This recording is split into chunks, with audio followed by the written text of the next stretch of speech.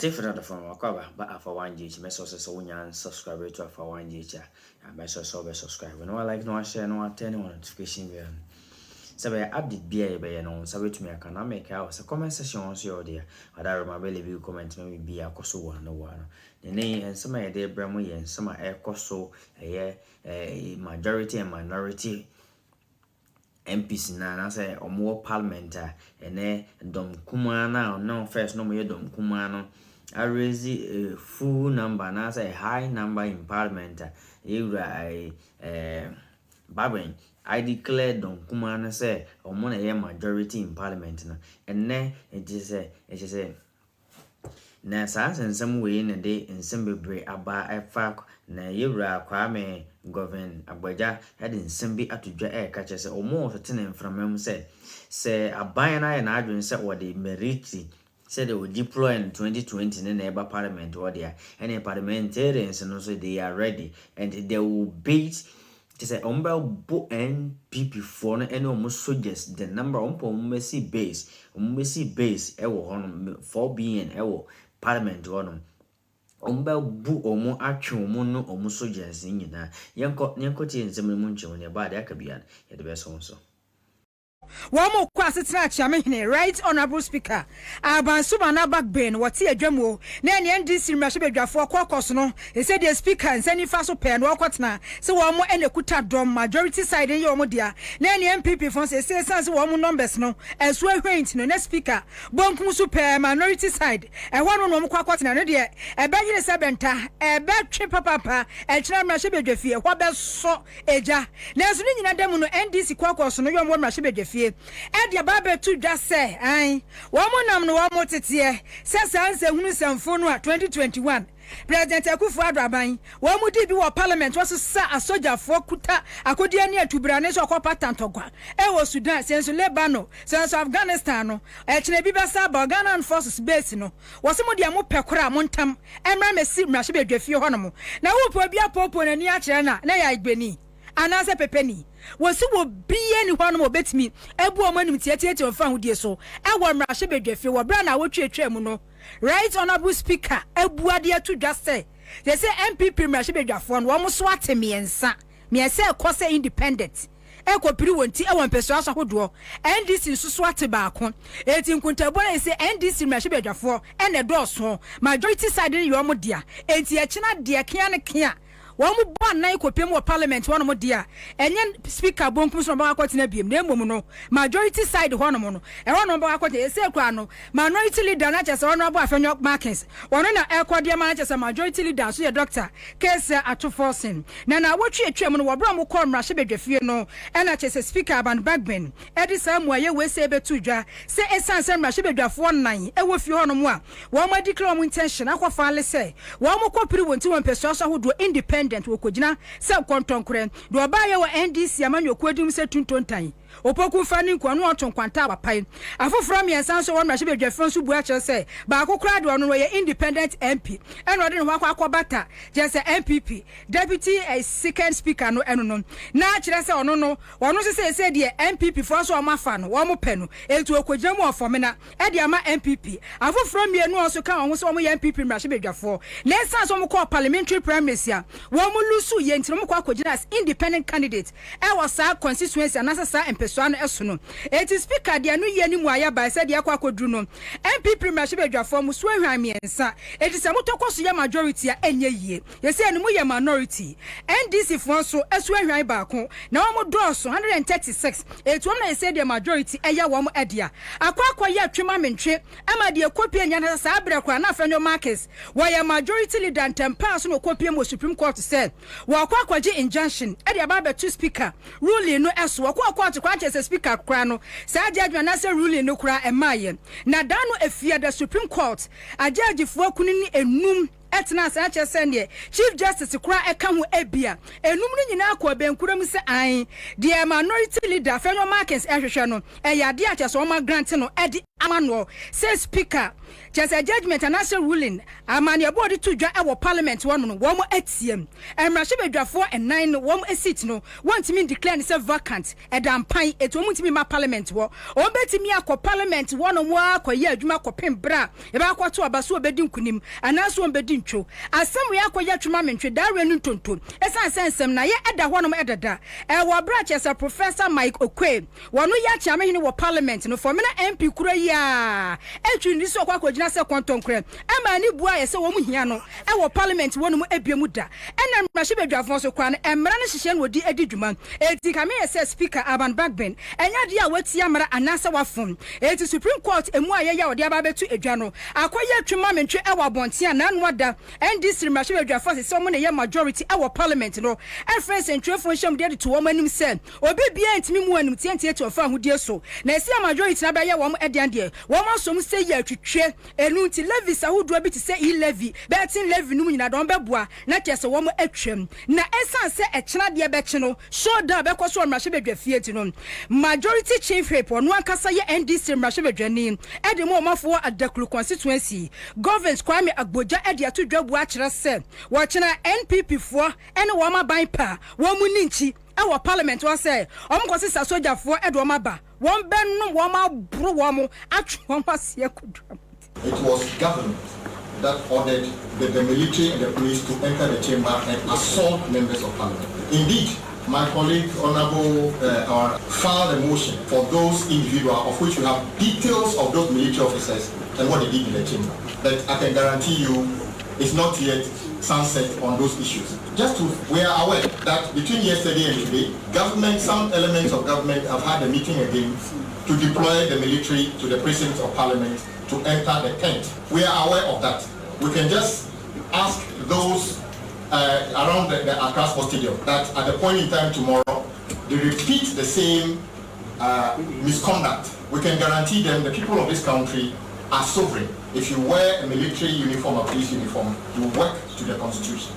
But they should be aware that the life of this government is less than 2 months. They will have to account for their conduct in 2020 and whatever they do tomorrow. But they shouldn't be surprised the people of this country would react forcefully to any misconduct of anybody in uniform on Tuesday.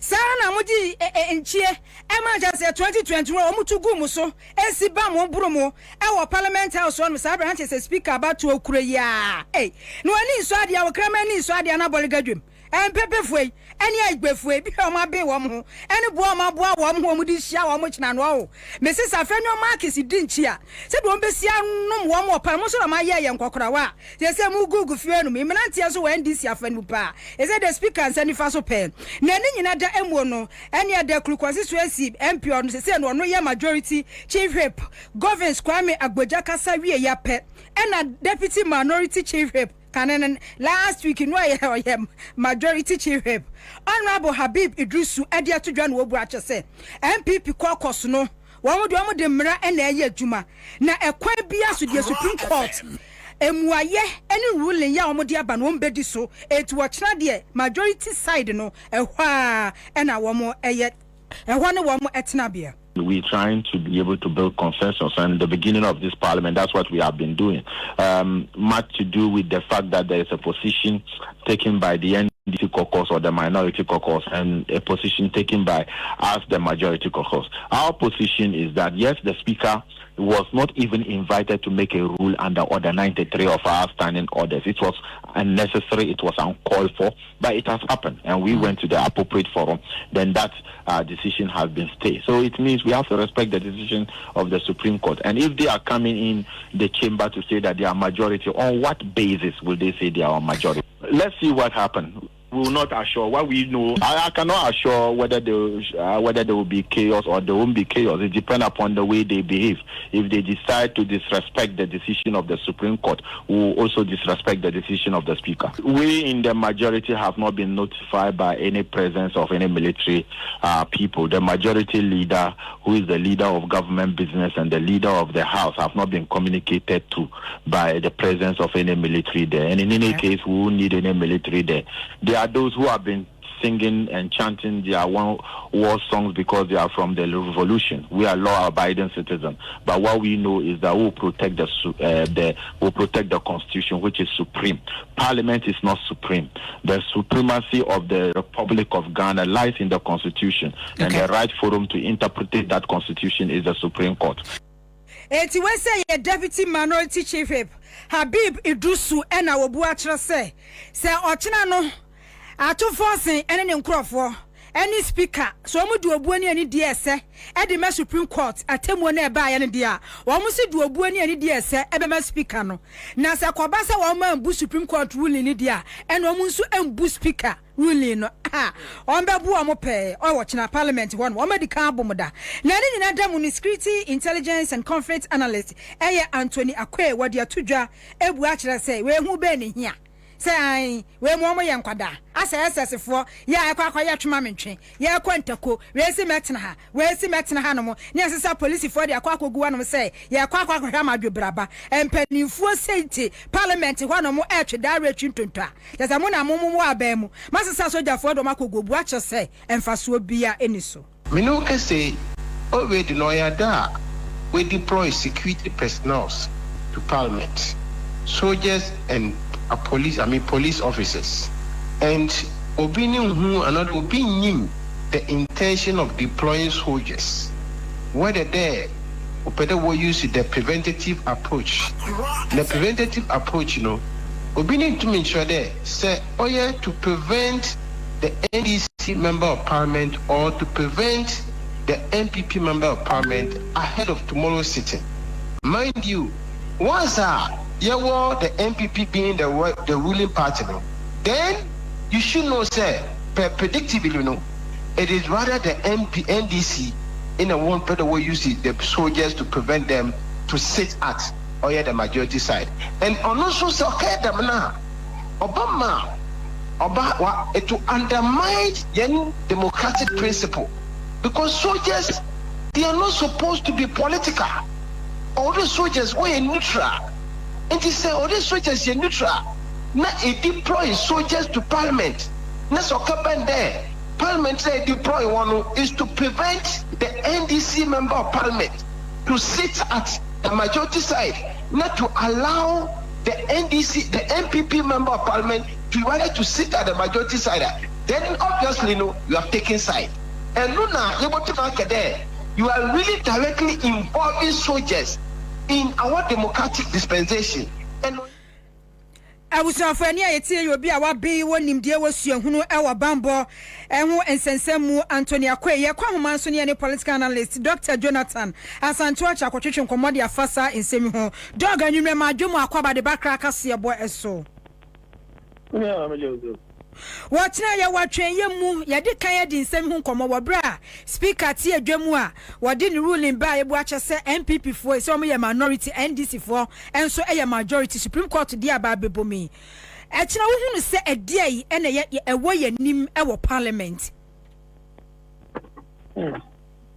Yomda watmaminchi aka committee for nyanyimwe na mo fanse me se enewi emente mo mankasa na interviews no edofu a big I'm the speaker really last week say any point 9 or parliament according to Article 97 1G and probably 8 or so. Now even before judgment A.Markin is in kind out for Supreme Court said or injunction they are to sabi naka anya papa woni patu mu say obi en committee crime for na won kwako e wudin kan e wo court say oh me fa nipa we obedi sa abone we ntu mo fa o she entono well ampani apa Supreme Court say this even without hearing the other side, the argument at the expertise.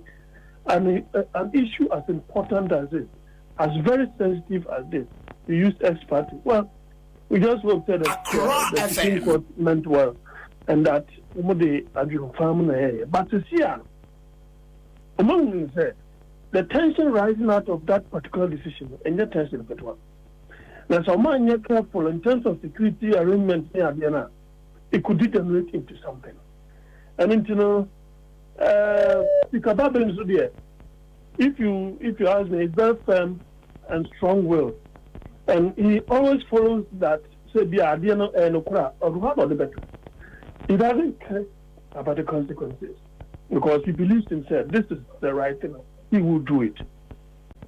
So see, near Quano, according to the Supreme Court, this current court of the Supreme Court, for it. Parliament in deal too much. And it's as if they said they are gradually losing their neutrality and independence to becoming another wing of another political wing or an appendage of the executive, to be frank with you. Because according to say obedience in peace, because media may be rule of law. Somebody has told the person in advance to say, bra, near the Sa Akonya near the Bamau. In Kabayadan and the Chief Justice betting a catcher in say, Nipano, a expert in injunction, say law, no, 10 days. So, me the big count. I mean, when you look at some of these,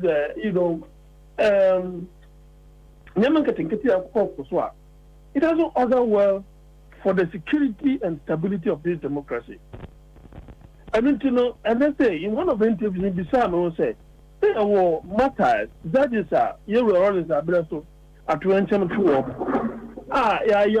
matters, almost 60 Supreme Court. But in historical, when you think Bissau, I will say, I don't think a sound for the pet. And you would do for no could this why not others? Because you have not been able to dig into to know the cause or the cause of that particular action. I don't know who show me now who cover. Now quite correct to say, and the sensitive issue to say, opening Gausa or Mamet Memoir. Somebody who is politically tainted, someone who one time has been a parliamentary candidate of the MPP. Do you think that the other side would think you are treating them with fair? These are some of the things that are creating some kind of tension in the system. And it's as if we are doing things with impunity. So I can say, me how I'm in income. Send a name of coffin. I'll see another buying to say, opening your penny or that a Judiciary, and somebody never for a number you need to go. Because it's as if it's the partiality and independence now is eroding. Now, sir, upper barometer, among the data, but so they report at the best will say 9 out of every 10 Ghanaian people say that the country is headed in the wrong direction. You will not think that this is a public record and of security importance. Therefore, the public opinion must equally be important in personal such judgment. Now you seem to be afraid, say, something untoward could happen tomorrow. They say, and they are aware, say, they are doing some background negotiations here and there. That is good. That is good for all of us, so that we have a stable democracy, do our elections, whoever wins. That's it. Other summer air course, and some way in in summer, you in ABC, because even if, say, the Speaker in Parliament declare, say, it would declare a farmer, Quanson or declare, won't mean Fanepe, and the Munina more to honor, minimum, Munina more disso.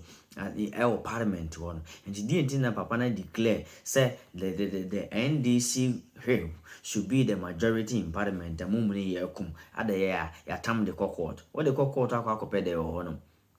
Court to honor the corner, I didn't have the copy, and the court cannot control them.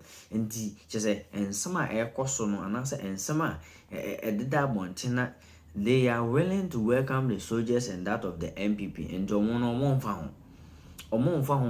Say because they are willing, and you can imagine say those rant here will NDC more parliament. Now Hanko craft 4 MPP for Uncle craft 4. Now say almost no the Bobuania and ADC 2020 no cry extra. And the dear some and answer very more peace council and I say security analysis for so edit to drive some way and the Abraham sans and some honey MPP for in 2 months pa aka money wabem on the cost drop and answer causes of a new man money ba on my imo. I didn't know Montem once.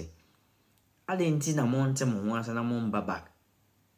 Na me ka say hi Alpha 1G message so unya subscribe to Alpha 1G or that remember subscribe no I like no share no I turn on notification bell so be update be no on submit to me account Akroma.